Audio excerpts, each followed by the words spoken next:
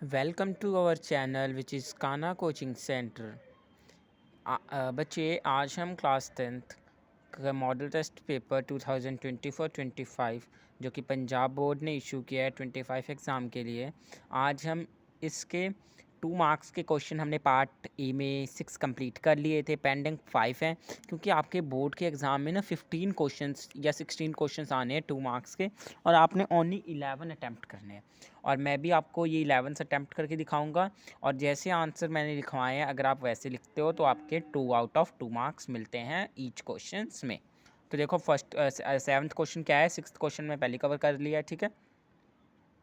7th question क्या है कि what are the true properties of carbon. Carbon की 2 प्रॉपर्टीज़ कौन सी है जिसके कारण जो हम अपने आसपास कार्बन की चीज़ें देखते हैं मतलब कितने ह्यूज नंबर में है, कौन सी ऐसी प्रॉपर्टीज़ है। तो 2 प्रॉपर्टी है, कैटनेशन एंड टेट्रावेलेंसी। कैटनेशन जो होता है ये मतलब कैटनेशन एक प्रॉपर्टी है कि ये बॉन्ड बनाएगा अदर कार्बन, मतलब कार्बन के एटम से बॉन्ड बनाने की एबिलिटी को बोलते हैं कैटिनेशन प्रॉपर्टी, ठीक है। अगला है टेट्रावेलेंसी। टेट्रावेलेंसी क्या होती है कि वैलेंसी ऑफ 4, कार्बन की 4 वैलेंसी होती है, ठीक है। कार्बन की 4 वैलेंसी होती है, तो विद द वैलेंसी ऑफ 4, क्योंकि कार्बन का एटॉमिक नंबर, ये देखो कार्बन का एटॉमिक नंबर 6 होता है, ठीक है। 2 4 ये इसकी इलेक्ट्रॉनिक कॉन्फ़िगरेशन होती है, और आपने पढ़ा है लास्ट वाला जो है ये इसको वैलेंस इलेक्ट्रॉन भी बोलते हैं, ठीक है। तो 4 वैलेंसी के साथ कार्बन जो है वो और 4 एटम्स के साथ बॉन्डिंग करने में कैपेबल है। ये 2 प्रॉपर्टीज़ आप लिख के आना अपने एग्जाम में। अगला question, which 2 gases are released during electrolysis of water, mention chemical equation related it. तो बच्चे इलेक्ट्रोलिसिस ऑफ वाटर क्या होता है, वाटर को ना इलेक्ट्रिसिटी के हेल्प से वो करना, मतलब इलेक्ट्रिसिटी पास करके उसके वो करना, मतलब with the help of electricity उसको डिस्ट्रीब्यूट करना, इलेक्ट्रिसिटी, ठीक है। तो हम जब पानी में इलेक्ट्रिसिटी पास करेंगे तो वो हाइड्रोजन गैस प्रोड्यूस करेगा विद अ पॉप साउंड। आप सेकंड चैप्टर में आपने पढ़ा होगा एसिड बेसिस एंड सॉल्ट में, और ऑक्सीजन निकलेगा गैसियस फॉर्म में, ठीक है। तो ये क्वेश्चन काफ़ी इंपॉर्टेंट है, कर लेना। Next, accommodation of I, very important question. ये बहुत इंपॉर्टेंट क्वेश्चन है कि अकोमोडेशन ऑफ आइस क्या होती है। The ability of eye lens की ability to adjust its focal lens to clearly focus rays coming from distance as well as near object on the retina is called power of accommodation of eye. तो आप देखो, simple समझो, power of accommodation of eye क्या होती है। आई की क्षमता, जैसे मान लो एक गर्ल है, ठीक है, गर्ल के सामने ना एक ट्री है, उसने एक ट्री को भी देखा, और ट्री से दूर ना एक बॉय खड़ा है, उसने उसको भी देखा। तो आई की एबिलिटी दो डिफरेंट चीज़ों को देखने में, मतलब दोनों चीज़ें उसने देख ली ना, तो डिफरेंट ऑब्जेक्ट को उसने डिफरेंट प्लेस पे देखा, that is called power of accommodation of I. I hope आपको समझ आया होगा, और ये क्वेश्चन आप अच्छे से प्रिपेयर कर लेना, और आप इसकी जगह आंसर लिख सकते हो, the ability of eye lens to see different object at different place, ठीक है।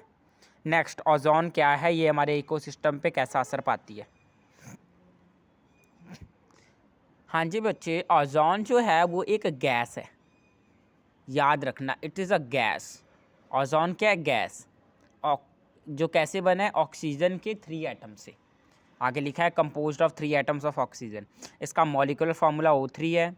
ये कब बनता है, जब यूवी रेज जो होती है ना वो ऑक्सीजन पे मतलब ऑक्सीजन के साथ आती है ना, तब ये बनता है, ठीक है। तो ओजोन जो है ये एक हार्मफुल गैस है, क्योंकि ओजोन एक हार्मफुल गैस है एज यू नो। पर कुछ कुछ टाइम ये, जैसे देखो यहाँ लिखा है कि ये हमारे अर्थ को प्रोटेक्ट करता है हार्मफुल रेज से। ओजोन जो है हमारे अर्थ को हार्मफुल रेज से करता है। अब आप पूछोगे क्यों, तो हमारा क्या फ़ायदा हुआ जब उसने यूवी रेज को वो किया। यूवी रेज जो होती है हमारे लिए हार्मफुल होती हैं, वो स्किन कैंसर जैसी बीमारियां, या कुछ डैमेजेस कर सकती हैं। तो अगर ये जो ओज़ोन है ये हमें प्रोटेक्ट कर रहा है हमारे अर्थ को, तो ये एक मतलब हमारे लिए तो बेस्ट है ना, हमारे लिए, क्योंकि हमारे अर्थ को प्रोटेक्ट कर रहा है। जो यूवी रेज जो हमारे लिए फॉर ह्यूमंस बहुत ज़्यादा स्किन कैंसर वगैरह डिसीज़ कर सकती हैं, तो उससे तो हमें बचा रहा है ना। हाँ ठीक है। तो देखो ओज़ोन जो है एक गैस है जो 3 एटम्स ऑफ ऑक्सीजन से बना है। इसका मॉलिक्यूलर फार्मूला जो है वो O3 है। ये कैसे बनता है? यूवी रेस के एक्शन से, जब वो ऑक्सीजन पे आती हैं। और ओज़ोन एक हार्मफुल गैस है, ये प्रोटेक्ट करता है हमारे अर्थ को from the harmful UV rays of the sun which can lead to various damages. ठीक है। How does our body response when adrenaline is secreted in blood?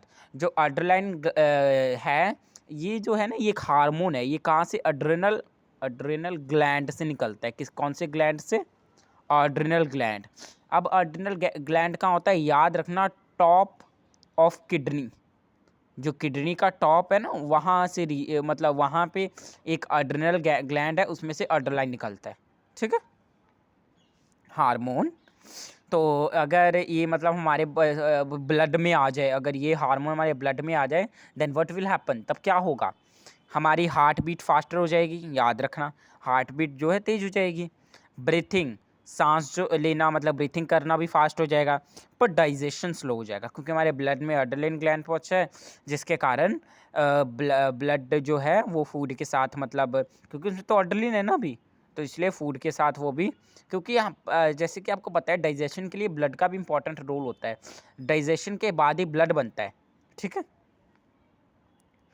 आगे, supply more oxygen to muscles. और अगर adrenaline gland hormone sorry अगर हमारे blood में secrete होता है, तो क्या होगा?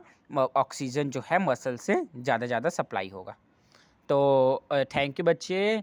चैनल को सब्सक्राइब करें, कमेंट्स करें, लाइक करें। और अगर आपको 2 मार्क्स की 11 क्वेश्चन की PDF चाहिए, नीचे टेलीग्राम चैनल है, उस पर मैंने PDF सेंड की है, आप वहाँ से ले सकते हैं। Thank you.